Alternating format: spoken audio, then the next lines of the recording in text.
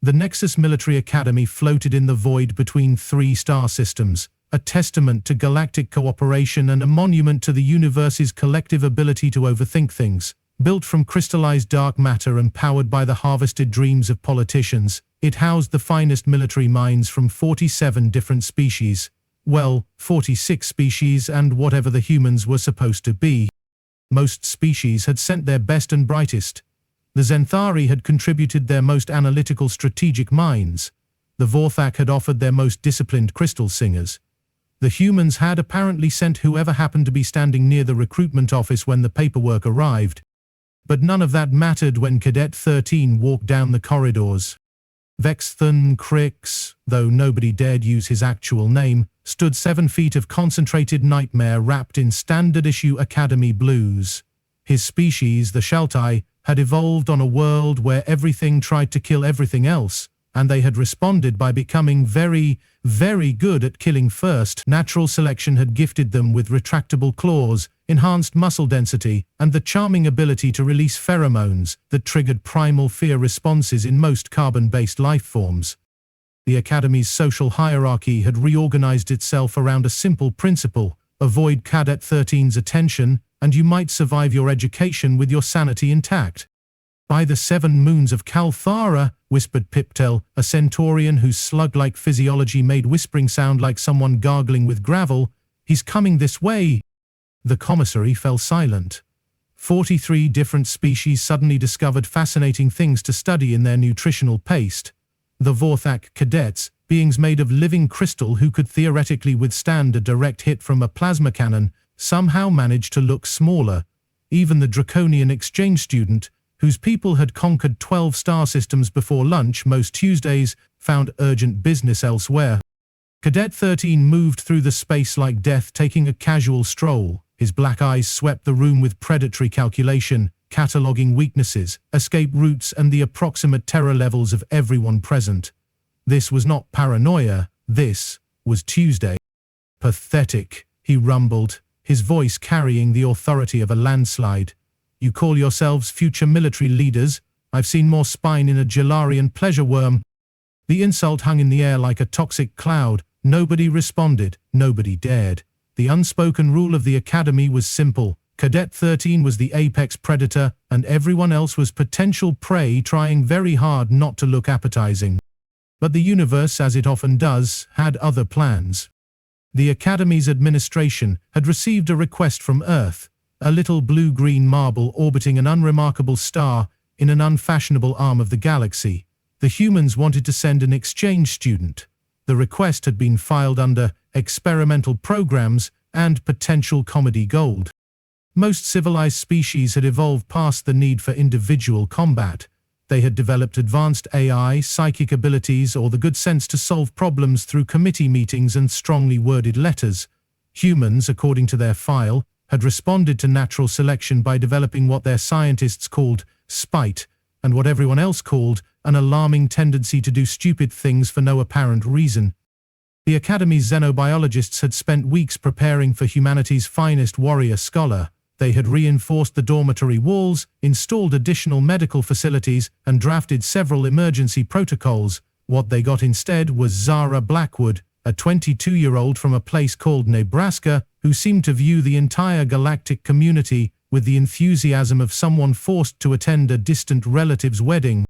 "So this is it?" she asked, surveying the Academy's grand entrance hall with its soaring architecture and holographic displays showcasing the achievements of galactic civilization. Needs more windows." The admission committee had expected awe, terror, or at least polite interest. They had not expected a human to critique their interior design choices. "The Academy represents the pinnacle of galactic military education," explained Dean Morthag, whose species had built their first starship before humans had figured out fire. "Here, the finest minds from across the galaxy learn to—" "Yeah, cool," Zara interrupted, shouldering her duffel bag. "Where's the cafeteria? I'm starving." The Dean's 3 hearts skipped several beats. In galactic diplomatic protocol, interrupting a superior during formal introductions was somewhere between high treason and deliberately sneezing on someone's mother. But the human seemed completely oblivious to the social catastrophe she had just committed. The commissary is located on level 7, stammered the dean, but perhaps you would prefer to… Level 7, got it, thanks. And with that, Zara Blackwood walked into the Academy's carefully maintained social ecosystem like a meteor into a greenhouse. The first reports reached Cadet 13 within hours. A human had arrived. She was small, unimpressive, and apparently immune to basic social cues. She had committed 17 separate breaches of protocol before lunch, including sitting in the Arcturian honor section and using a Vorthak meditation crystal as a paperweight. Interesting, Cadet 13 murmured, his predatory instincts sharpening. A new toy.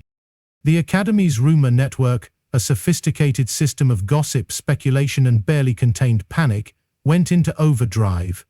Cadet 13 had noticed the human. This was like announcing that a volcano had noticed a nearby village. The smart money was on the human, lasting approximately 36 hours before suffering what the medical staff euphemistically called a learning experience. But the universe, as previously mentioned, had other plans. The confrontation everyone expected took 3 days to materialize. Cadet 13 had spent the time conducting what he called reconnaissance and what everyone else called stalking. He had observed the human's routines, analyzed her behavioral patterns, and concluded that she was either incredibly brave or too stupid to recognize danger. The truth, as is often the case, was more complicated. Zara Blackwood came from a species that had survived ice ages, plague, war, and the invention of social media. She had grown up on a farm where the livestock outnumbered the humans 50-1, and she had learned early that the secret to dealing with aggressive animals was to project calm confidence while keeping track of the exits.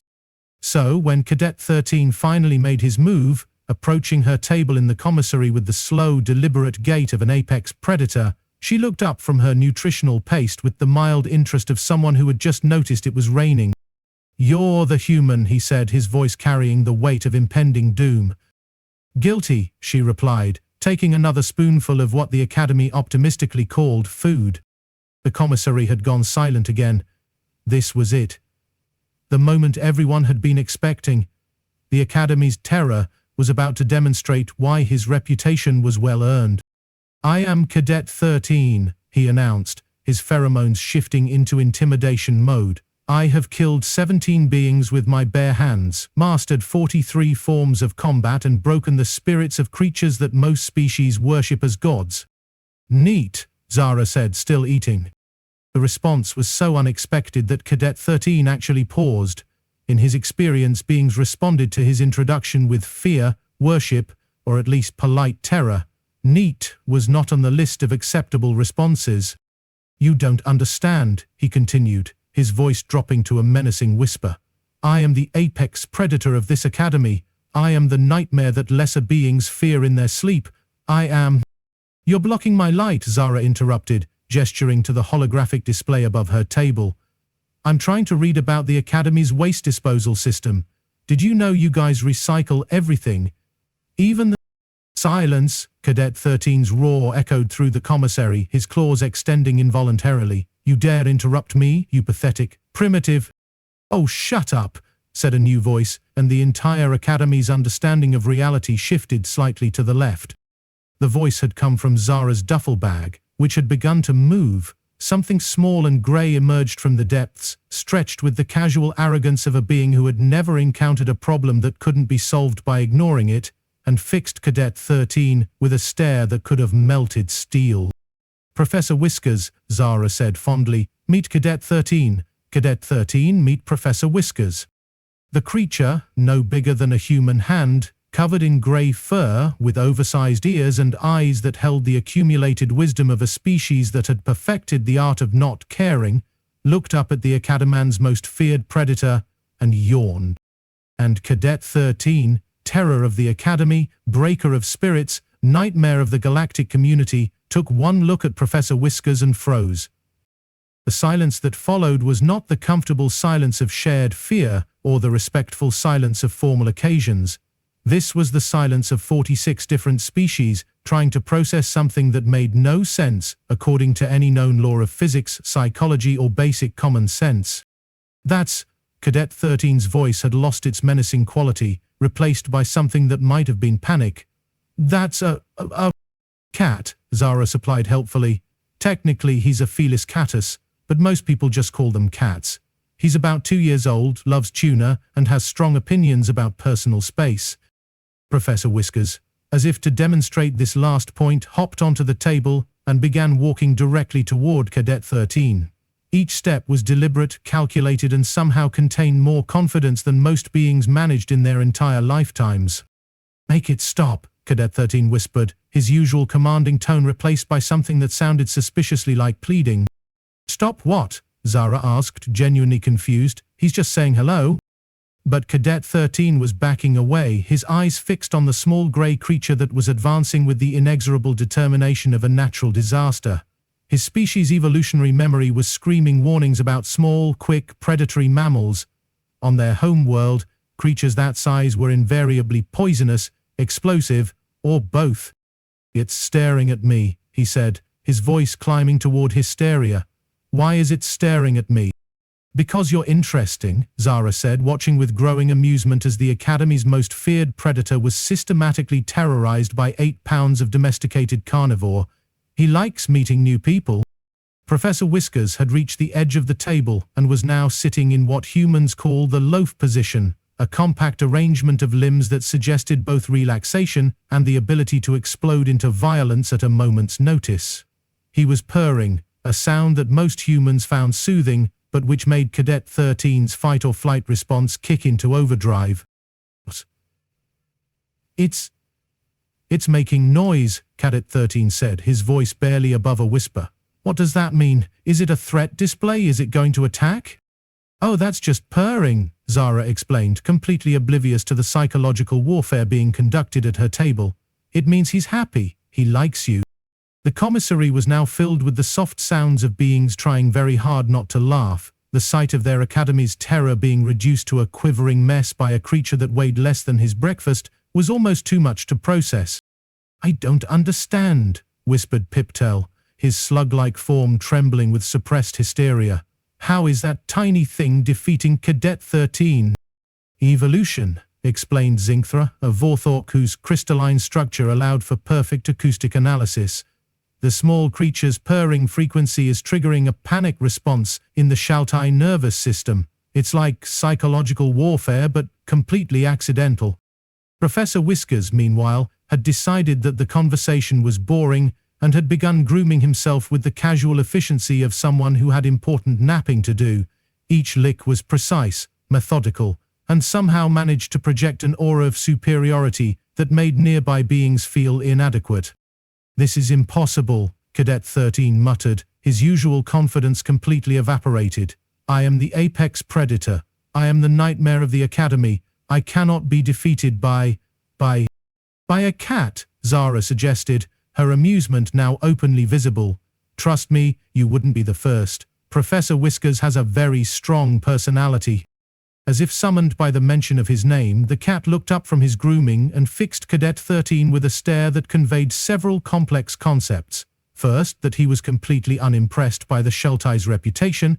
Second, that he was considering whether Cadet 13 might be suitable as a sleeping surface. And third, that he had already forgotten the alien's name and didn't particularly care to remember it. "It's judging me," Cadet 13 said, his voice carrying the weight of existential crisis. "I can feel it judging me." "El judges everyone," Zara said cheerfully. "Last week he spent 3 hours staring at my algebra homework. I think he was disappointed in my methodology." The Academy's social hierarchy, which had been carefully maintained through fear, intimidation, and the occasional dramatic gesture, began to crumble, like a house of cards in a hurricane. If Cadet 13 could be reduced to nervous paralysis by a small grey mammal, what did that say about the nature of power? What did it say about the carefully constructed pecking order that had governed Academy life? "I need to leave," Cadet 13 announced, his usual commanding presence replaced by the desperate urgency of someone fleeing a natural disaster. "I have important business elsewhere." But Professor Whiskers, with the timing of a master comedian, chose that moment to hop down from the table and begin following Cadet 13 toward the exit. Each step was casual, unhurried, and somehow conveyed the impression that he was merely coincidentally traveling in the same direction as the terrified alien. "It's following me," Cadet 13 said, his voice climbing toward panic. "Why is it following me?" "He probably wants to be friends," Zara called after him. "He's very social." The sight of the Academy's most feared predator being casually stalked by a creature that could fit in a lunchbox was almost too much for the assembled cadets to bear. The Centaurian delegation had begun making sounds that might have been laughter if they had possessed vocal cords. The Vorthak were chiming in harmonious frequencies that translated roughly to, "Oh, this is rich." "Perhaps," suggested Dean Morthak, who had been watching the proceedings with the fascination of a scientist observing a completely new form of matter, "we should consider revising our threat assessment protocols." Over the following days, the Academy's social dynamics underwent a fundamental reorganization. Cadet 13, still technically the most physically dangerous being in the institution, found himself relegated to the role of reluctant cat servant. Professor Whiskers had apparently decided that the Shaltai's equipment made excellent sleeping surfaces, and no amount of pleading, bargaining, or desperate relocation of gear could dissuade him from his chosen napping spots. "This is undignified," Cadet 13 muttered, carefully working around the small grey form that had taken up residence on his combat armor. "I am a warrior. I am a predator. I should not be providing sleeping accommodations for Professor Whiskers," Zara supplied, watching with barely concealed amusement as the Academy's terror gingerly adjusted his weapon harness to avoid disturbing the cat's slumber. "And I think you're doing a great job. He really likes you." The Academy's other residents had begun to notice that Cadet 13's intimidation factor had decreased dramatically. It was hard to maintain an aura of menace when you were constantly looking over your shoulder for a small grey shadow that might or might not be judging your life choices. "Cadet 13, called out Zephlon, a draconian who had previously communicated with the Shaltai exclusively through fearful glances and strategic retreat, "could you help me with this tactical simulation?" The request would have been unthinkable a week earlier. Now, with Professor Whiskers serving as an unofficial diplomatic mediator, the Academy's social barriers were crumbling faster than a sandcastle at high tide. "I suppose," Cadet 13 replied, his usual commanding tone replaced by something that sounded almost normal, "though I should warn you that the creature might follow me." "Professor Whiskers is welcome," Zeppelin assured him. "He's actually quite good at tactical analysis. Yesterday he knocked my strategic markers off the board in a pattern that revealed a flaw in my defensive positioning." Zara, observing from across the room, couldn't help but smile. She had not expected her pet to become the Academy's unofficial psychological warfare specialist, but she had to admit that the results were impressive. The rigid hierarchy that had defined Academy life was giving way to something more collaborative, more human. "You know," she said to Professor Whiskers, who had awakened from his nap and was now surveying his domain with the satisfied air of someone who had accomplished something important, "I think you might be the best diplomatic attaché Earth has ever sent to space." Professor Whiskers yawned, stretched, and began grooming himself with the casual efficiency of someone who had never doubted his own excellence. In the distance, Cadet 13 was explaining tactical theory to a mixed group of species who would have fled in terror just days earlier.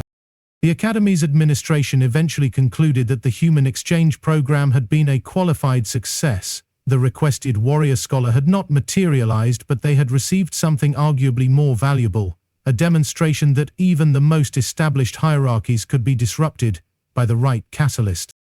Or, as Dean Moathak put it in his official report, sometimes the most effective weapon against fear is a small mammal with strong opinions about personal space. The Academy continued to float in the void between star systems, housing the finest military minds from across the galaxy, but now those minds worked together in ways that would have been impossible before the arrival of one human and her cat. The carefully maintained social order had been replaced by something messier, more chaotic, and infinitely more effective. And in the center of it all, Professor Whiskers napped on a pile of tactical manuals, secure in the knowledge that he had successfully conquered the galaxy's most prestigious military academy without even trying. The universe, as it turned out, had a sense of humor after all. It just required the right perspective to appreciate it, preferably from about 8 inches off the ground, with Whiskers and the unshakable confidence of a species that had domesticated humans and convinced them it was the other way around. Cadet 13 still walked the corridors of the academy, but now he did so with the careful gait of someone who had learned that true power came not from fear, but from the ability to coexist with beings who refused to be intimidated by anything more threatening than an empty food bowl. And every night, as he settled into his dormitory bunk, he carefully arranged his equipment to provide optimal sleeping surfaces for a small grey dictator who had conquered the academy one nap at a time. The academy's motto, carved in crystallized dark matter above the main entrance, read, "Through unity strength," but the cadets had begun to suspect that it should be revised to read, "Through cats, humility," because sometimes the most important lessons came from the smallest teachers, and the greatest victories were won not through strength or fear, but through the simple act of purring contentedly, while the universe rearranged itself around you. In the end, that was perhaps the most human thing of all, the ability to change everything while making it look like an accident, usually with the help of a small furry accomplice who had strong opinions about the proper arrangement of the cosmos. The academy buzzed with activity, but now it was the productive buzz of beings who had learned that cooperation was more effective than fear, and that sometimes the best way to solve a problem was to introduce a cat and see what happened. Professor Whiskers, for his part, was content with his new role as the Academy's unofficial Supreme Commander. He had successfully established a regime based on regular feeding schedules, optimal napping conditions, and the understanding that all tactical decisions should be reviewed by someone with proper whiskers. It was, he felt, a significant improvement over the previous management,